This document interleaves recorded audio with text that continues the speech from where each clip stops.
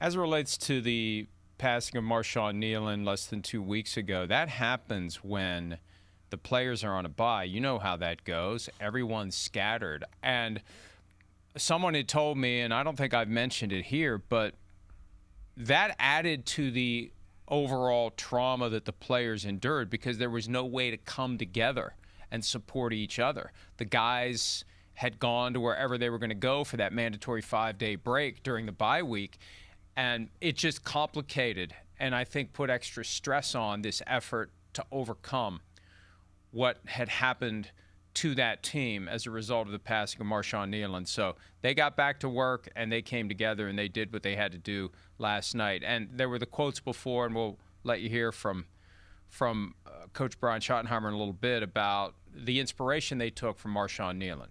Schottenheimer had an image of Kneeland on his jersey all night on the sidelines. So, you know, that is clearly something that they're still processing, and they're using it as fuel to come together and be cohesive and go out there and put together the kind of game that we haven't seen very often from the Cowboys this year. So it's a great start. But again, Eagles, Chiefs, Lions coming up here between Sunday and the following Thursday, because they go Sunday, Thursday, then the next Thursday they play the Lions. So we'll know whether or not they are on their road to contending or not. Those 3 games will tell us. They got to win 2 out of the 3, and if they should somehow win all 3, then they got to be taken very seriously. They'll be 7-5-1 at that point.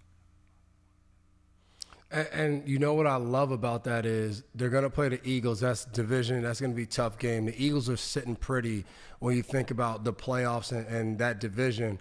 But you look at the Lions and the Chiefs when they play them, as much as that's going to be a tough game for the Cowboys, both those teams are going to be in this kind of mentality of these are all playoff games. Like as we get down the stretch, and, you know, I say it all the time, you know, playing in New England, football starts after Thanksgiving, but like you gotta line yourself up to be ready to go after Thanksgiving and be in position.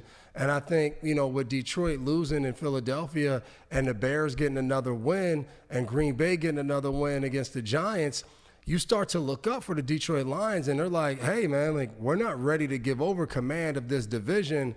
And then for the Chiefs sitting there at 5-5, they know what they need to do the rest of this season to put themselves into the playoffs. So for Dallas, as desperate as they're going to be, they got to play some pretty good football teams that are going to play desperate as well. And I think that leads for, some of the best matchups as we go down in the key part of this season, and you're going to get some of these primetime games that lead into the playoffs. It's going to be teams that I think we expected to be at the top of their division, I won't say comfortable at this time of the year, but playing their best ball and looking to really step on the gas.